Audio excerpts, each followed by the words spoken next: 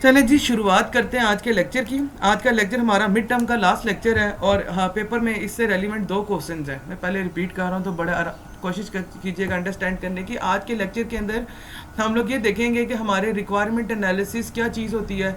हमने कस्टमर से रिक्वायरमेंट्स ले ली, हमने रिक्वायरमेंट्स की टाइप्स पढ़ी, हम लोगों ने ये देखा कि स्टेक होल्डर से रिक्वायरमेंट्स कैसे लेते हैं। हमने ये भी देखा कि जब हम लोग रिक्वायरमेंट्स ले लेते हैं तो उसकी मॉडलिंग कैसे की जाती है। आज हम मॉडलिंग के प्रिंसिपल्स पढ़ेंगे। मतलब रिक्वायरमेंट्स हम लोगों ने ले ली, आपने कस्टमर से पूछ लिया या कस्टमर ने आपको बता दिया कि ये वो तरीके हैं जिस तरीके से, या ये वो चीज़ें हैं जो मेरे सॉफ्टवेयर में इंक्लूड होनी चाहिए। तो रिक्वायरमेंट एनालिसिस में आज आप ये करेंगे कि जो आपने कस्टमर से रिक्वायरमेंट्स ली हैं, आप क्या करेंगे, उनको उठाकर एनालिसिस करने की कोशिश करेंगे, उसको फिल्टरिंग करेंगे। आप ये देखेंगे कि कौन सी रिक्वायरमेंट किस सॉफ्टवेयर टीम को लाइक करती है, कौन सी रिक्वायरमेंट ऐसी है जो इम्पोर्टेंट है, कौन सी रिक्वायरमेंट ऐसी है जिसकी प्रायोरिटी हाई है, कौन सी रिक्वायरमेंट ऐसी है जो यूजलेस है यानी जिसका कोई लेना देना नहीं था, कौन सी रिक्वायरमेंट ऐसी है जो एक्सपेक्टेड रिक्वायरमेंट है यानी जो कस्टमर चाहता है हो, कौन सी रिक्वायरमेंट ऐसी है जो एक्साइटिंग रिक्वायरमेंट है यानी जो कस्टमर ने नहीं बताई लेकिन आप खुद अपनी तरफ से टीम के साथ मीटिंग करने के बाद उस फीचर को ऐड करोगे। तो अब ये बेसिकली फेज नंबर 3 स्टार्ट हो गया। सबसे पहले हम लोगों ने कम्युनिकेशन की। कम्युनिकेशन करने के बाद हम लोगों ने क्या किया, रिक्वायरमेंट्स कस्टमर से गैदर कर ली। अब तीसरा पार्ट आ गया हमारा सॉफ्टवेयर इंजीनियरिंग प्रोसेस मॉडल का, जिसके अंदर हम ये बता रहे हैं कि चलें जी ठीक है, हमने रिक्वायरमेंट्स तो ले ली, अब रिक्वायरमेंट्स को हम लोगों ने गैदर भी तो करना है। एक लास्ट क्लास के अंदर मैंने एग्जांपल दी थी एहसान की शादी की, मैं वही एग्जांपल अभी दोबारा रिपीट करूंगा कि जब हम लोग रिश्ता लेने के लिए गए थे और हम लोगों ने कुछ रिक्वायरमेंट्स रखी थी कि ये लड़के की रिक्वायरमेंट है और ये हम चाहते हैं कि लड़की इस तरह की हो और वो सारा कुछ है।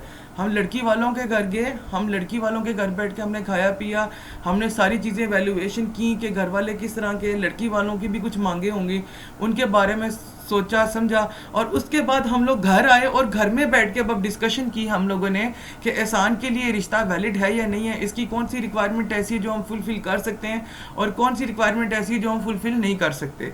That is the same thing we are going to apply on the requirement analysis कि जब हम लोगों ने कस्टमर के साथ मीटिंग कर ली, now it is time for the software developers to conduct a meeting and have to analyze that कौन सी जो हमारी requirements हैं वो valid है और कौन सी requirement valid नहीं है।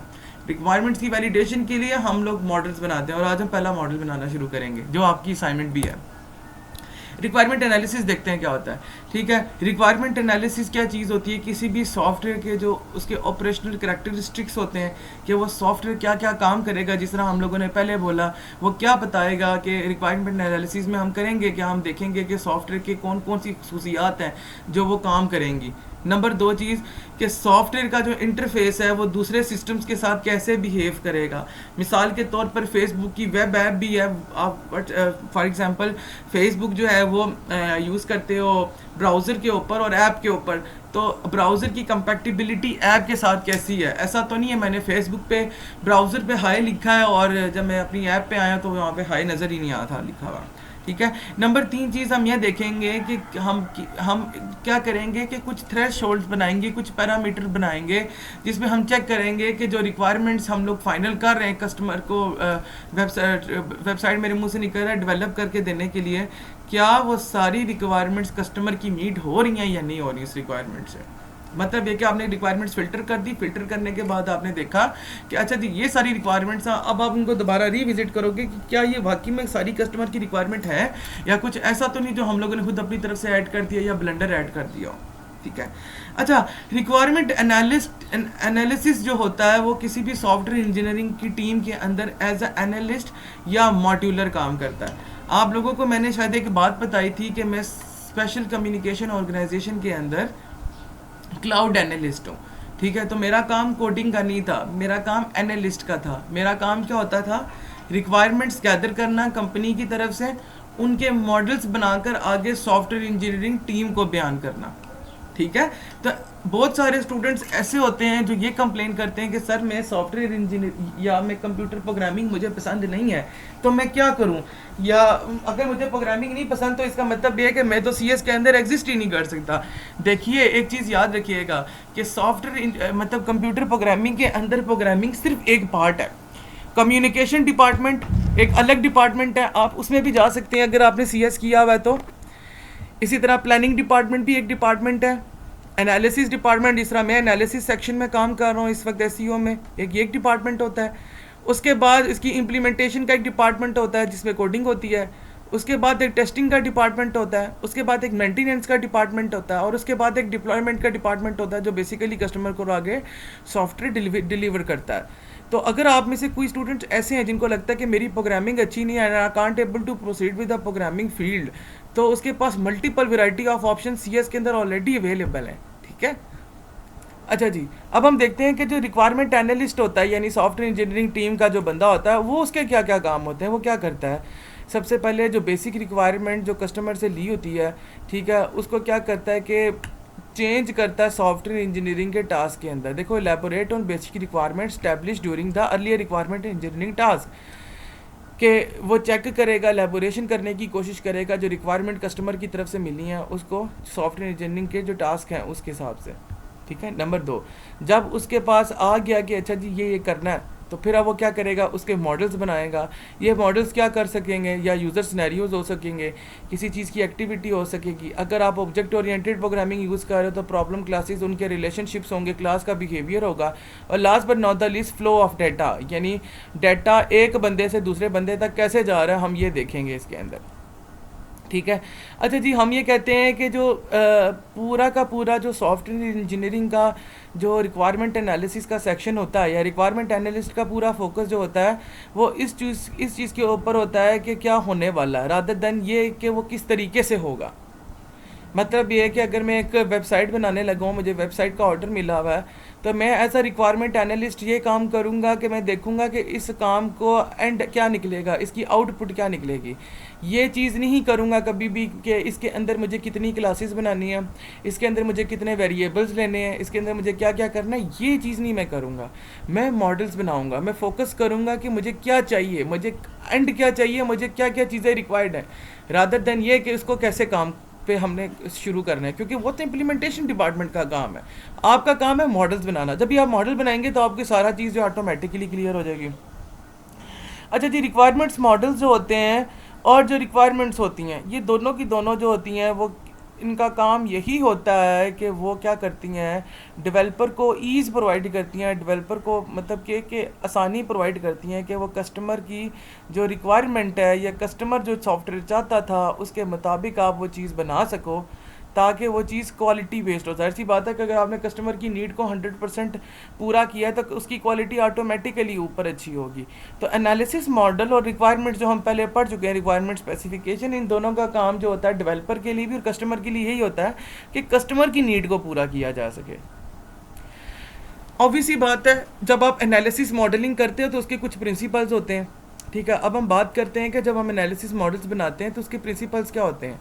ठीक है, नंबर 1 कि जब भी कोई हम लोग मिसाल के तौर पर जब हम कोई एनालिसिस मॉडल बनाएंगे तो उससे पहले जो मसला है, जो प्रॉब्लम है, जो हमारी प्रॉब्लम स्टेटमेंट है जिसकी वजह से आप जो सॉफ्टवेयर बना रहे हो उसको अंडरस्टैंड करना और उसको प्रेजेंट करना आगे अपनी टीम के लिए बहुत ज़रूरी है। मतलब अगर आपको यही नहीं पता आपकी ज़िंदगी में मसले क्या हैं तो आप कभी भी उसका सोल्यूशन नहीं कर सकते।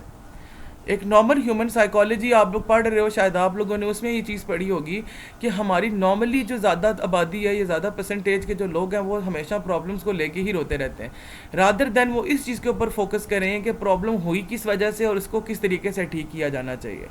तो सॉफ्टवेयर इंजीनियरिंग प्रिंसिपल में भी ये होता है कि जो मसले हैं आपको जिसकी वजह से आप एक सॉफ्टवेयर बनाने जा रहे हो उस मसले को पहले थॉरली अंडरस्टैंड करो कि मसला है क्या था। नंबर 2 चीज़, जितने भी फंक्शंस वो जो सॉफ्टवेयर परफॉर्म करने वाला है, ठीक है, मिसाल के तौर पर वेबसाइट मेरी जो है कॉलेज की वो स्टूडेंट का डाटा शो करेगी, एडमिशन्स करेगी, तो सारे के सारे फंक्शंस जो हैं वो अब मुझे पता होने चाहिए रिक्वायरमेंट एनालिस्ट को। नंबर 3 चीज़ कि सॉफ्टवेयर जो है वो किस तरीके से दूसरों की चीज़ों के साथ इंटरेक्ट करेगा, बिहेव कैसे करेगा। जब हमें वेबसाइट ओपन करूँगा या कॉलेज का CMS ओपन करूँगा, इंटरफेस मुझे कैसे नज़र आएंगे, अगर कोई एरर आ जाए तो मुझे किस तरीके से नज़र आएगा, मुझे कलर स्कीम किस तरीके की रखनी है जो यूज़र के साथ अच्छे तरीके से इंटरेक्ट कर सके, ये मुझे ज़रूर पता होनी चाहिए। नंबर 4 चीज़ कि जो मॉडल आप बनाने जा रहे हो उसका जो फंक्शन का एरिया वो यानी वो क्या काम कर रहा है, और नंबर 2 वो यूज़र को क्या रिस्पांस दे रहा है, ये दोनों अलग अलग रहने चाहिए।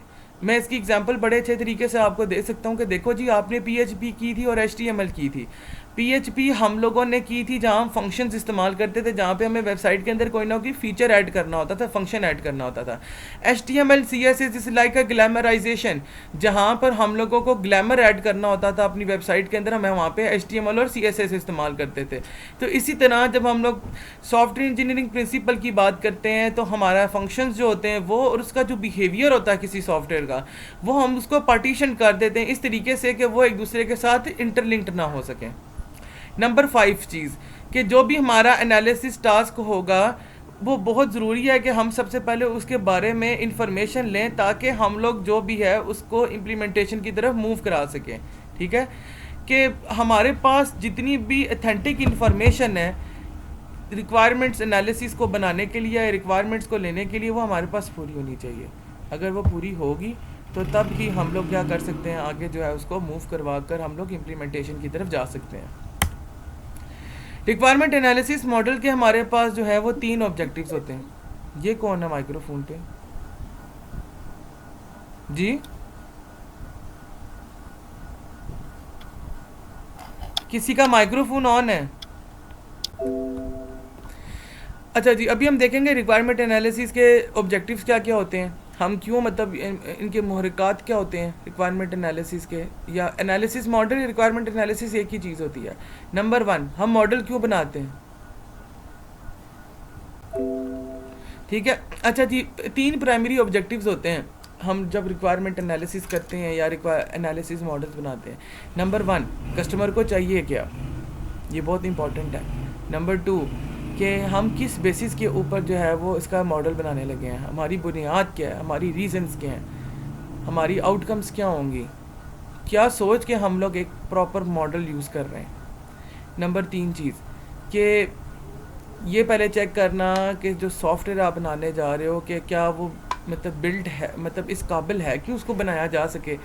क्या हम ये वैलिडेट करते हैं इसके अंदर कि जो रिक्वायरमेंट्स आपने ली हैं सॉफ्टवेयर को बनाने के लिए वो इस काबिल हैं जिसको वेबसाइट में कस्टमर अगर मुझे ये रिक्वायरमेंट दे रहा है कि जी बंदा वेबसाइट से बाहर निकल के डांस करना शुरू हो जाए, तो that is not a requirement, क्योंकि ये कभी भी पॉसिबल नहीं है। कभी भी कोई आपकी स्क्रीन से बाहर नहीं आ सकता सिवाय बॉलीवुड की फिल्मों के। ठीक है, तो ये जो पॉसिबल ही चीज़ नहीं है। ठीक है,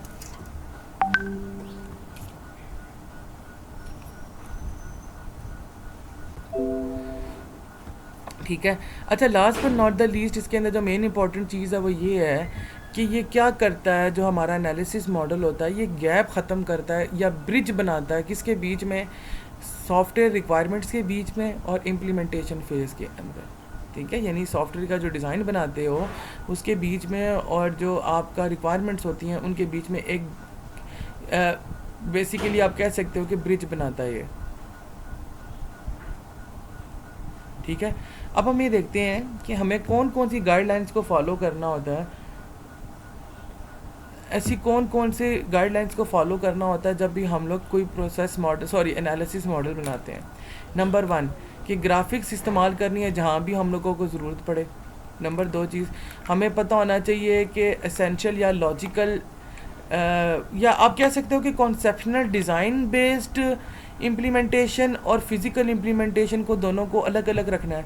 मिसाल के तौर पर हम एनालिसिस मॉडल के अंदर कभी भी ये नहीं लिखते कि हमें कौन से वेरिएबल्स इस्तेमाल करने हैं, हमें कितनी लाइन का कोड करना है, ये इम्प्लीमेंटेशन का सेक्शन होता है। Analysis model is about analysis that how a particular person is going to use that software. अब या नेक्स्ट करेंगे तो आपको इस चीज़ की समझ लग जाएगी। नंबर 3 चीज़ ये है कि हम लोग एक ऐसा तरीका बनाते हैं जिससे हम ये चेक कर सकें कि जो यूज़र इंटरफेस है वो बिल्कुल ठीक बने हमारे सॉफ्टवेयर के, यानी ये गाइडलाइंस हैं जिसको हमने फॉलो करना होता है। तीसरा मैंने पहले बोला कि जो बेसिकली हमने पॉइंट नंबर 3 था, it bridges the gap between a software system level description that describes overall system functionality and system design. देखो, ये हमारी सिस्टम डिस्क्रिप्शन थी, यानी सिस्टम की रिक्वायरमेंट जो कस्टमर ने हमें दी थी। ठीक है, और ये हमारा सिस्टम डिज़ाइन मॉडल था जो हमारा मॉडल बनाते हैं। तो हमारा एनालिसिस मॉडल जो होता है वो इन दोनों के बीच में ब्रिज प्रोवाइड करता है। वो क्या करता है, वो रिक्वायरमेंट्स कस्टमर से गैदर करता है और डिज़ाइन यहाँ पर बनवा कर डिज़ाइन यहाँ से रिक्वायरमेंट्स इधर भेजता है, डिज़ाइन बनवा कर इधर अपने पास रख लेता है। सिंपली मैं अगर आपको बताऊँ तो ये डिस्क्रिप्शंस का मतलब ये है कि जो आप कस्टमर से रिक्वायरमेंट आपको मिलती है, डिज़ाइन मॉडल जो भी आप बनाएंगे एक आज यूज़ केस का, वो वाला हो गया। और एनालिसिस मॉडल का मतलब सिर्फ आप ये समझ लें कि एक मॉडल है जो बेसिकली क्या करता है, सिस्टम की डिस्क्रिप्शन को और डिज़ाइन मॉडल्स को कंबाइन कर देता है यहाँ पे। अच्छा जी, अब नेक्स्ट बात करते हैं कि हम एनालिसिस मॉडल्स तो बनाने लगे हैं, पर हम एनालिसिस मॉडल बनाने की कौन कौन से तरीके हैं हमारे पास। नंबर 1 स्ट्रक्चर एनालिसिस है, नंबर 2 ऑब्जेक्ट ओरिएंटेड एनालिसिस है। देखो लफ्ज़ों से ही पता चल जाता है, स्ट्रक्चर वो चीज़ होती है जिसके अंदर डाटा और उसके प्रोसेसेस होते हैं, ठीक है। और ऑब्जेक्ट ओरिएंटेड के अंदर तो ऑब्वियसली बात है कि क्लासेस इस्तेमाल होती है, या फिर जो हमारी ऑब्जेक्ट ओरिएंटेड प्रोग्रामिंग में इनहेरिटेंस का कॉन्सेप्ट और उस तरह की चीज़ें, अगर उस तरह का हम लोगों को कोड करना है तो हम फिर क्या करेंगे, ऑब्जेक्ट ओरिएंटेड एनालिसिस करेंगे। हम स्ट्रक्चर एनालिसिस को देखते हैं। डाटा ऑब्जेक्ट्स इसके अंदर इस्तेमाल होते हैं। डाटा ऑब्जेक्ट्स का मतलब क्या होता है कि जितने भी एट्रीब्यूट्स और उनके जो रिलेशनशिप्स होंगे हम उसके अंदर वो बनाएंगे।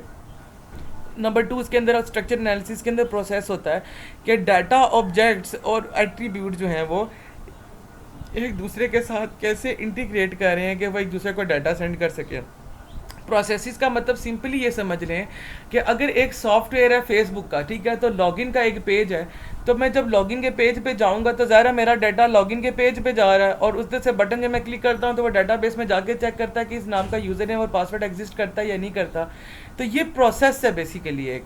और डाटा और ऑब्जेक्ट्स क्या आते हैं, हमारी मिसाल के तौर पर यूज़र नेम हो गया, पासवर्ड्स हो गए, तो ये हमारे डाटा ऑब्जेक्ट्स हो गए। तो हम इन दोनों को कंबाइन करके स्ट्रक्चर एनालिसिस बनाते हैं। Whereas object oriented analysis जो आज के लेक्चर में हम नहीं पढ़ेंगे, उसका पूरा फोकस जो होता है वो क्लासेस की तरफ होता है, और ये देखा जाता है कि एक क्लास दूसरे क्लास के साथ कैसे इंटरेक्ट कर रही है। नॉर्मली हम लोग ऑब्जेक्ट ओरिएंटेड एनालिसिस के लिए UML यानी यूनिफाइड मैनिपुलेशन लैंग्वेज जो है, मुझे एग्जैक्ट नहीं पता इसकी एब्रीविएशन क्या है, वो इस्तेमाल करते हैं, ठीक है। अभी ज़रा मेरे माउस की तरफ ध्यान दीजिएगा कि हमारे पास 4 तरह के जो हैं वो कंडीशन हो सकती है। नंबर 1 सिनेरियो बेस एलिमेंट्स, यानी ऐसा हमारे पास प्रॉब्लम आ जाए जो सिनेरियो बेस हो। उसके लिए हम यूज़ केस टेक्स्ट इस्तेमाल करते हैं, यूज़ केस डायग्राम इस्तेमाल करते हैं, एक्टिविटी डायग्राम इस्तेमाल करते हैं, और स्विम लेन डायग्राम्स यूज़ करते हैं। स्विम लेन बहुत कम यूज़ होती है। नॉर्मली हमारे पास यूज़ केस डायग्राम्स यूज़ होती हैं और एक्टिविटी डायग्राम यूज़ होती हैं। जो BS का थीसिस होता है उसके लिए आप सिर्फ यूज़ केस डायग्राम्स बनाते हो, ठीक है।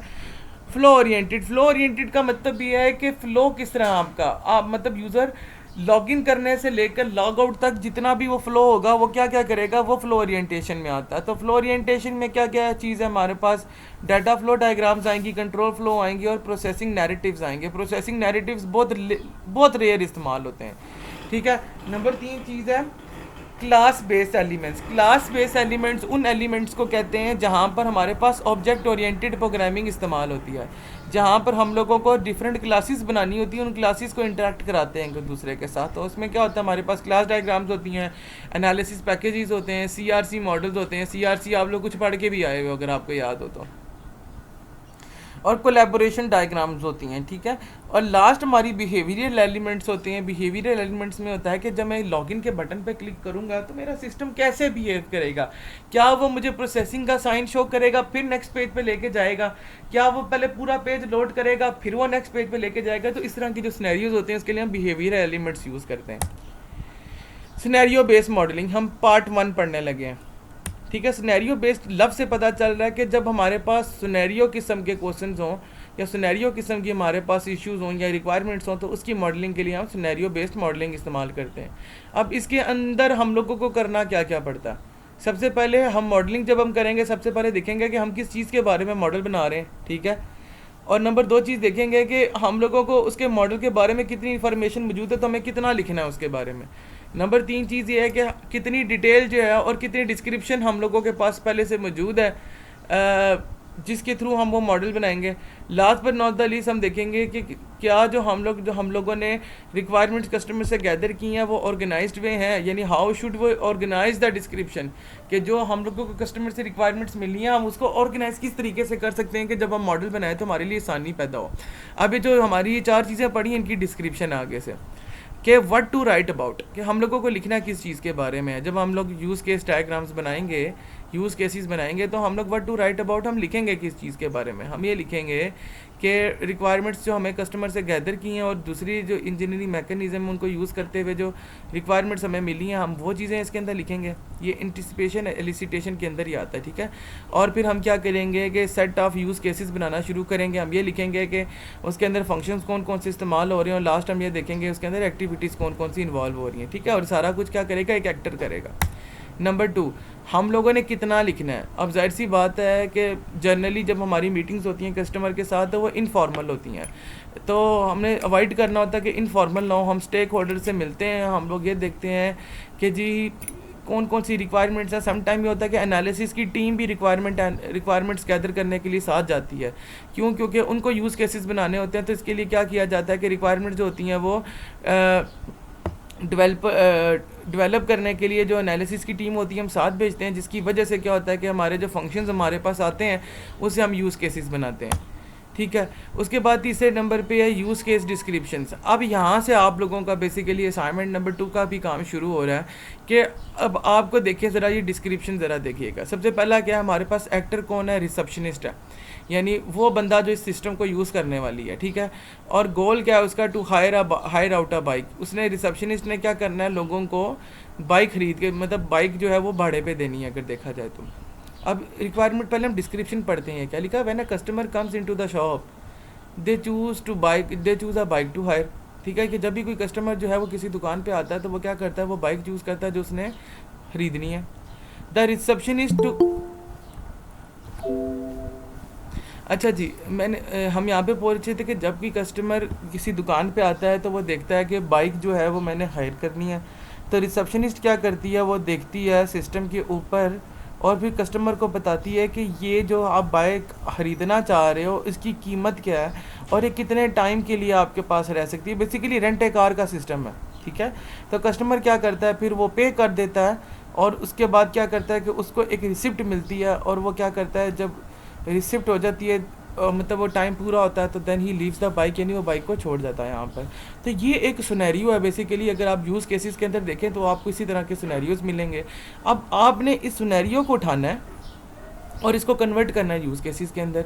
ये देखें ज़रा, हम पहले एक्टर एक्शन देखते हैं और उसके बाद देखते हैं रिस्पॉन्स क्या। आप क्रॉस रेफरेंस इसको छोड़ दें, ये आपको ज़्यादा कॉम्प्लेक्स करेगा, ठीक है।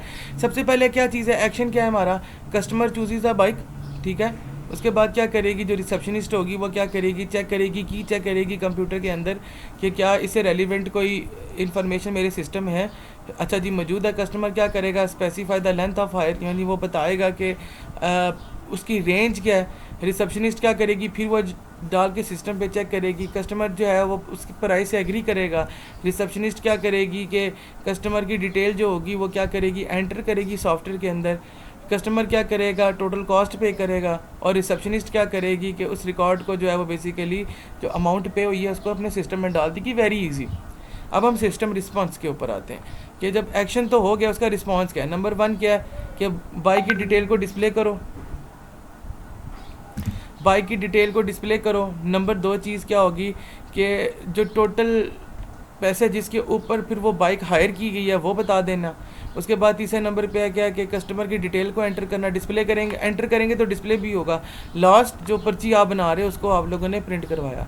उसके बाद जब आप ये बना लेते हो तो आप लोग क्या करते हो कि जब ये काम आपको मुकम्मल हो गया तो अब आपने क्या करना है कि यूज़ केस डायग्राम जो है उसको डेवलप करना है। तो आप लोगों ने ये देखना है इसके अंदर सबसे पहले कि कौन कौन से एक्टर हैं जो टास्क परफॉर्म कर रहे हैं। एक्टर वो बंदा है जो सिस्टम के साथ इंटरेक्ट कर रहा होता है। नंबर 2 कि जो इन्फॉर्मेशन आपको एक्टर से मिल रही है क्या वो पानी पीना पड़ेगा। अच्छा, what system information will actor acquire, produce and change, यानी कौन कौन सी इन्फॉर्मेशन ऐसी है जो एक्टर जो है जो एक्टर को मिलेगी वो प्रोड्यूस कर सकता है या चेंज कर सकता है, ठीक है। ये चीज़ें आप पहले पढ़ चुके हो, पिछले लेक्चर के अंदर भी चीज़ें रिपीट हुई थी कि जब हम एक्टर के बारे में बात कर रहे थे तो हमने ये बोला, ये चीज़ पढ़ी थी, ठीक है। नंबर 3 चीज़ ये है कि जो एक्टर है उसको एक्सटर्नल चेंजेस के बारे में क्या इन्फॉर्म करने की ज़रूरत है, यानी इन्वायरमेंट चेंज हो रहा है या रैम अगर चेंज हो रही है तो उससे रेलिवेंट अगर कोई चीज़ हो, ठीक है।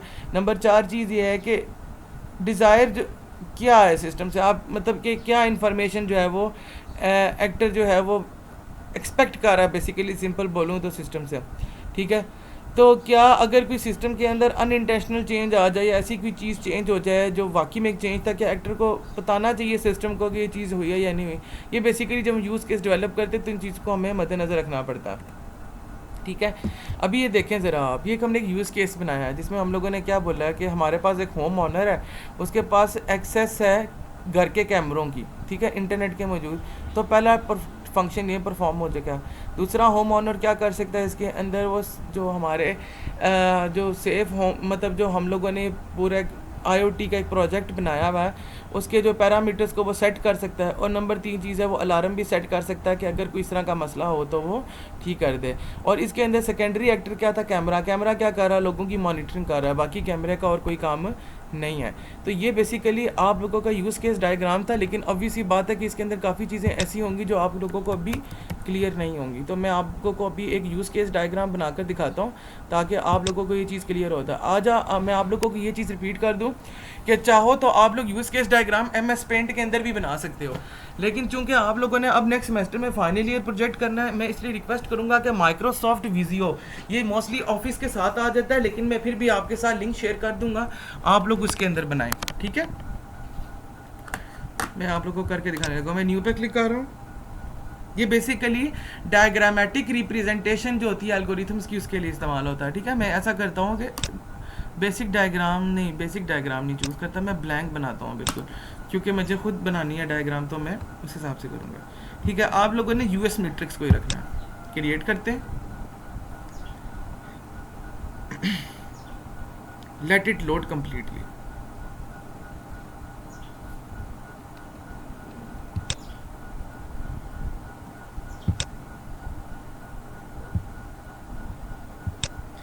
अच्छा जी, सबसे पहला काम ये होता है कि हम एक्टर बनाते हैं। अब आप सारे स्टूडेंट मुझे मैसेज पे कोई एक प्रोजेक्ट बता दो जिसको लेकर मैं उसकी यूज़ केस डायग्राम बनाऊं, प्लीज़। अब हर बच्चा अपना शुरू हो जाना, सारा कोई, हर कोई बंदा एक ही पे है ना ना ना ना, अपने पे तो ना करो आ रहे ट्रेंड से। कोई एक सिंपल सा जेनेरिक सा उठा लो कोई।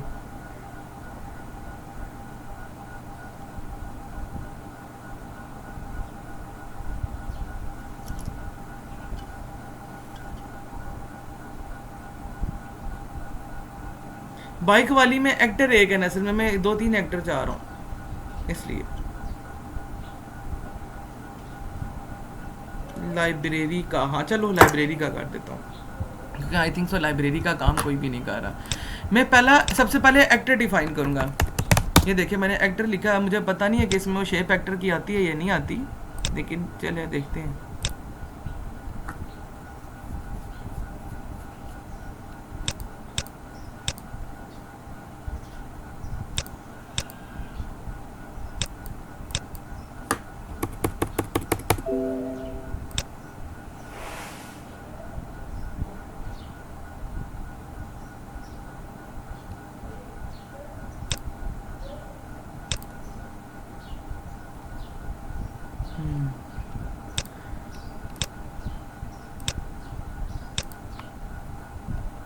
इसमें एक्टर की शेप होती तो थी इसमें। सर्च करते हैं, ये देखो एक्टर लाइफ, अब मुझे पता नहीं UML सीक्वेंस में आया है, तो मैं क्या कर रहा हूँ, पहला एक्टर उठा के यहाँ पर उठाता हूँ, यहाँ पे डाल देता हूँ, ठीक है। और नहीं, ये गलत है, ये वाली नहीं होती, पर्सन लिख के ट्राई करते हैं।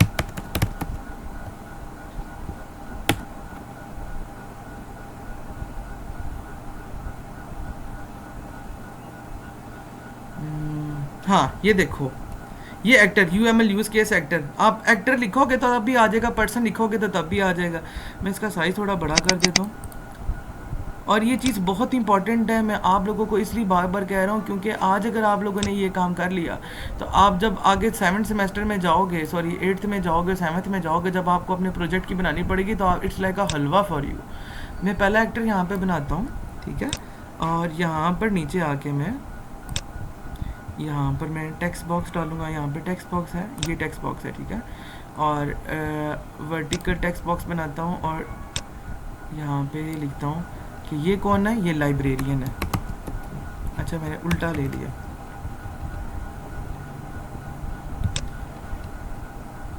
जब आप लोग अच्छी ऑर्गेनाइजेशन के फर्म के अंदर काम करोगे तो उनके अपने भी टूल्स होते हैं। I wish I can show you, लेकिन मुझे अलाउ नहीं है। कल मार पड़ी हो मुझे ऐसी उसी। मतलब हम लोग इस तरह की चीज़ें बनाते हैं कि बहुत सारे स्टूडेंट पूछ रहे थे कि काम आपका क्या होता है, ठीक है। तो हम ये पहला एक्टर नंबर 1 में क्या करते हैं, लाइब्रेरी के कॉन्टेक्स्ट में दो ही लोग हो सकते हैं, एक होता है लाइब्रेरी और दूसरा होता है लाइब्रेरियन, और दूसरा हो सकता है एक्टर कौन, स्टूडेंट। ये चीज़ होगी। इसी एक्टर को मैं उठाऊंगा और सबसे पहले मैं इस एक्टर को ऊपर मूव कर देता हूँ। मैं क्यों मूव कर रहा हूँ मैं बताता हूँ, ताकि जगह बन सके मेरे पास, ठीक है। और दूसरा एक्टर मैं बनाता हूँ अब। ये आप लोग हाथ से भी बना सकते हो, जब पेपर में आएगा तो ज़रूरी नहीं है आपने विज़ियो में बनानी है, लेकिन क्योंकि जाहिर सी बात है कि मैंने तो प्रोफेशनल काम करवाना है, तो इसलिए जो है मैं कॉपी करके यहाँ पर पेस्ट करूँगा। और दूसरा एक्टर मैं बना रहा हूँ स्टूडेंट के नाम से। याद रखिएगा प्राइमरी एक्टर्स एक ही तरफ होते हैं, कस्टमर तो नहीं होता, लाइब्रेरियन में स्टूडेंट होते हैं, ठीक है। ये चीज़ हो गई। अच्छा, अब मुझे नेक्स्ट काम क्या करना है, मेरे एक्टर डिफाइन हो गए कि मेरी सॉफ्टवेयर के अंदर यही दो लोग हैं जो मेरे सॉफ्टवेयर के साथ इंटरेक्ट करेंगे, ठीक है। अब मुझे बारी बारी रिक्वायरमेंट एनालिसिस, रिक्वायरमेंट्स मुझे कस्टमर से मिल गई हैं, तो मैं क्या करूँगा, लाइब्रेरी के उस रिक्वायरमेंट्स को मद्देनज़र रखते हुए मैं क्या करूँगा, यहाँ पे फंक्शंस बनाना शुरू करूँगा। फंक्शंस के लिए नॉर्मली आप रेक्टेंगुलर शेप के अंदर भी बना सकते हो उसको।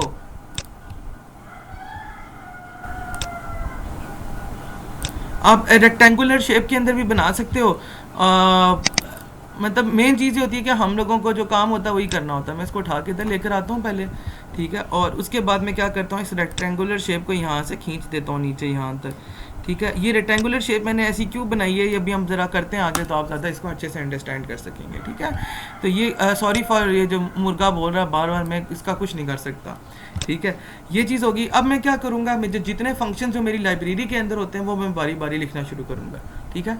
सबसे पहले एक्लिप्स उठाऊँगा, यहाँ से यहाँ पर डालूँगा, ठीक है।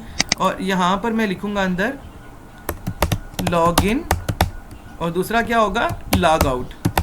कि कोई भी कस्टमर होगा, सॉरी कोई अगर स्टूडेंट हो तब भी और लाइब्रेरियन हो वो भी, दोनों को सॉफ्टवेयर यूज़ करने के लिए पहले लॉगिन और लॉग आउट करना पड़ेगा। मैं इसका साइज छोटा कर रहा हूँ क्योंकि मुझे यहाँ पर बेशुमार फंक्शन लिखने हैं, ये चीज़, ठीक है। कॉपी किया मैंने इसी को, यहाँ पर आके दूसरा पेस्ट कर रहा हूँ मैं।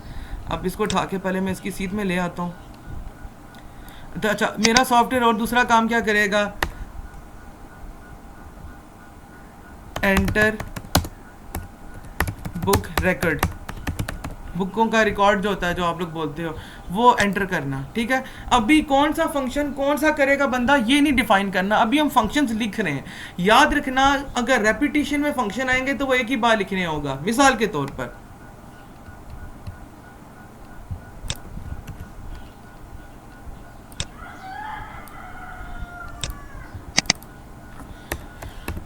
RECIPT, रिसिप्ट प्रिंट आउट, ठीक है। तो रिसिप्ट प्रिंट आउट एक ऐसा फंक्शन है जो मतलब लाइब्रेरियन भी प्रिंट कर सकता है, और जो हमारा यूज़र होगा, स्टूडेंट होगा, वो भी अपनी जो CMS के थ्रू या सॉफ्टवेयर के थ्रू जो है वो उसको प्रिंट करवा सकता है कि कौन कौन सी बुक जो है वो फलाने स्टूडेंट के नाम पर इशू है, ठीक है। इसी तरह मैं एक लास्ट एक फंक्शन इसके अंदर ऐड कर देता हूँ, जिसमें मैं लिख देता हूँ कि बुक इशू, ठीक है, बुक को इशू करवाना, ठीक है। और इसी तरह मैं क्या कर देता हूँ, अब मेरे पास जगह थोड़ी है ना यहाँ पे नीचे तो होगी, आई थिंक सो, ये है, यहाँ पर आके पेस्ट करता हूँ और यहाँ पर मैं मेंशन कर देता हूँ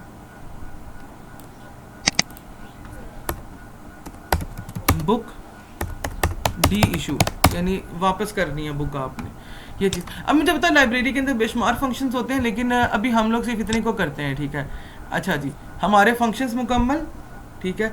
बहुत सारे प्रोग्राम्स या सॉफ्टवेयर ऐसे होते हैं जिनके अंदर बहुत कॉमन चीज़ें होती हैं, मैं अभी आपको बताता हूँ। कोऑर्डिनेटर, यानी जो CMS के अंदर जो कोऑर्डिनेटर होता है, रजिस्ट्रार होता है, रजिस्ट्रार एक एक्टर हो गया, कोऑर्डिनेटर दूसरा एक्टर, कॉलेज का कोऑर्डिनेटर तीसरा एक्टर, उसके बाद टीचर चौथा एक्टर और स्टूडेंट पांचवा एक्टर। इन पांचों को सेम रिजल्ट शो होता है, स्टूडेंट भी अपना रिजल्ट देख सकता है, कोऑर्डिनेटर भी देख सकता है, टीचर भी देख सकता है, और मस्ट का रजिस्ट्रार भी देख सकता है। तो उसके लिए मैं एक ही बॉक्स बनाऊंगा, उन सबको उस बॉक्स के साथ जोड़ूंगा। अभी मैं आपको करके दिखाता हूँ। मैं कनेक्टर यूज़ कर रहा हूँ यहाँ पर, सॉरी सॉरी सॉरी सॉरी, ये कनेक्टर मैंने यूज़ किया यहाँ पर है, ठीक है। कनेक्टर यूज़ करने के बाद मैंने क्या करना है, सबसे पहले मैं लाइब्रेरियन के फंक्शन करता हूँ। Librarian log in log out कर सकता है, यस लाइब्रेरियन लॉग आउट कर सकता है। अच्छा जी, उसके बाद मैं क्या करूँगा, दोबारा कनेक्टर यूज़ करूँगा। ओश, लाइब्रेरियन और क्या कर सकता है,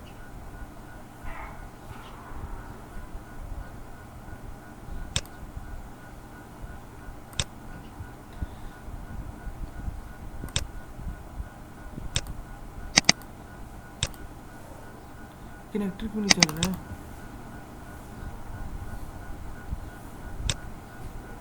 ये लाइब्रेरियन जो है वो बुक का रिकॉर्ड भी एंटर कर सकता है, यही बात है। उसके बाद लाइब्रेरियन क्या कर सकता है, रिसिप्ट को प्रिंट आउट करवा सकता है, यही बात है। अरे यार गलत हो रहा है।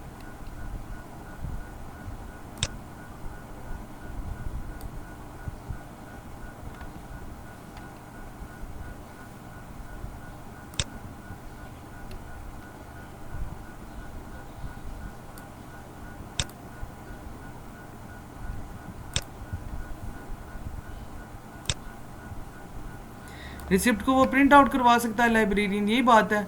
अच्छा, इसके अलावा लाइब्रेरियन क्या कर सकता है, लाइब्रेरियन ने बुक भी इशू करनी होती है,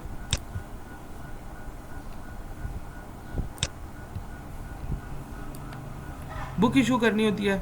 और लास्ट लाइब्रेरियन जो है बुक को डी इशू भी कर सकता है खुद।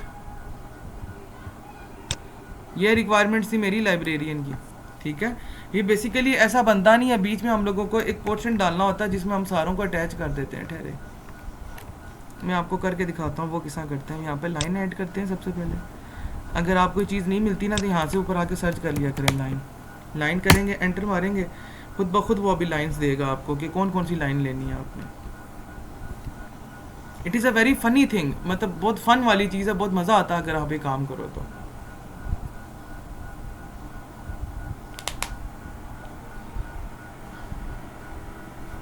जी, तो मैं क्या करता हूँ, मैं यहाँ से लाइन देखता हूँ पहले। ये डायनामिक लाइन तो नहीं लेनी मैंने। ये देखिए, इसमें जितने भी आप लोग डायग्राम्स बनाना चाहते होते हो ना, उसका सारा ऑप्शन इसके अंदर मौजूद होते हैं।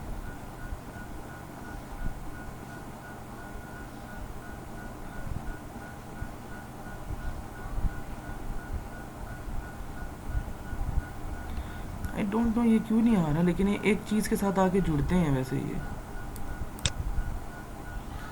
मैं फ़िलहाल इन्फो लाइन उठा लेता हूँ, चलें।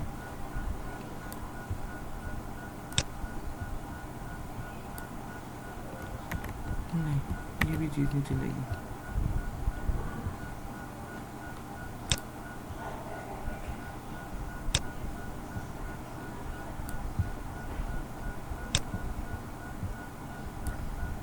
ये पहली लाइन हो गई। उसके बाद लाइब्रेरियन क्या कर सकता था, वो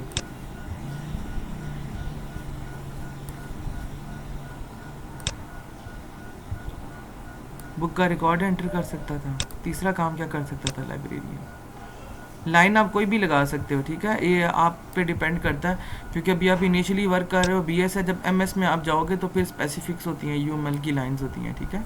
ये लाइन हो गई। आप सीधी लाइन भी इस्तेमाल करना चाहो तो आप कर सकते हो। Let me show you that as well. ये देखें,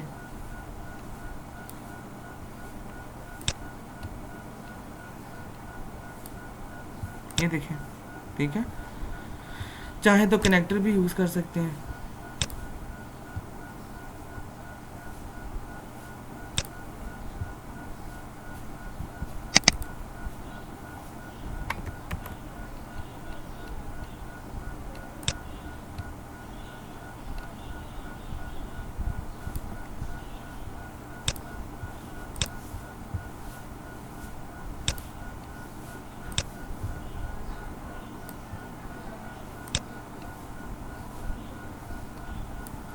ये चीज़, तो ये मैंने क्या किया कि लाइब्रेरियन के जितने भी फंक्शंस थे जो मेरे सिस्टम के अंदर थे वो मैंने यूज़ कर लिए। Remember one thing, either you can use a single line या सिंपल लाइन और एरो बेस्ड लाइन, लेकिन नॉर्मली जो ज़्यादा यूज़ होती हैं ना वो सिंपल लाइंस होती हैं, ठीक है। अच्छा, अब मुझे क्या करना है, मुझे देखना है स्टूडेंट क्या क्या कर सकता था इसके अंदर। एक मिनट ठहरिएगा, मैं दिखा देता हूँ, और भी वैरायटी है इसमें लाइंस की।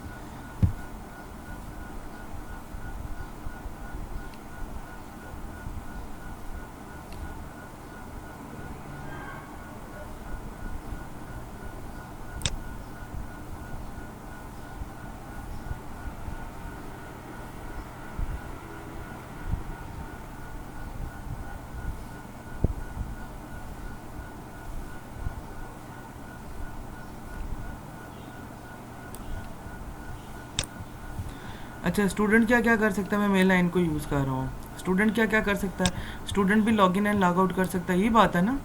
अच्छा जी, स्टूडेंट और क्या कर सकता है, लिटरल लाइन यूज़ करता हूँ आपके सामने, मतलब आपके पास बेशुमार ऑप्शन है। क्या स्टूडेंट बुक का रिकॉर्ड एंटर कर सकता है, नहीं कर सकता। क्या स्टूडेंट रिसिप्ट को प्रिंट आउट कर सकता है, यस कर सकता है, ठीक है। अच्छा जी, उसके बाद क्या स्टूडेंट जो है वो बुक इशू कर सकता है, नहीं। क्या स्टूडेंट बुक डी इशू कर सकता है, नहीं। मेरा सिस्टम यहीं पे एंड हो गया। ये देखें, ये मेरी यूएमएल डायग्राम बनी है। अब ज़रा बड़ा गौर से अंडरस्टैंड करना है। आप लोग ये सोच रहे होंगे कि हम लोगों को ये मुसीबत क्यों पालनी पड़ी, हम लोगों को ये काम क्यों करना पड़ा। देखें, इसके अंदर कुछ मॉड्यूल्स ऐसे हैं जो मुझे रेपिटेशन में बनाने पड़ रहे थे। जैसे मिसाल के तौर पर स्टूडेंट के लिए भी लॉगिन और लॉग आउट बनाना पड़ता, और लाइब्रेरियन के लिए भी। जिस तरह फेसबुक के अंदर आपका लॉगिन जो होता है वो सेम होता है, और जो फेसबुक के अपने यूज़र्स होते हैं या फेसबुक की अपनी जो सपोर्ट सेंटर होता है उन लोगों की भी जो लॉगिन्स होते हैं वो सेम होते हैं। तो जब हम लोग एनालिस्ट डायग्राम बनाते हैं तो उसमें ये चीज़ क्लियर हो जाती है कि जो रेपिटेशन में हमारे पास फंक्शंस आ रहे हैं हम उनको सिंपल या कॉमन कर देते हैं। एक मिनट,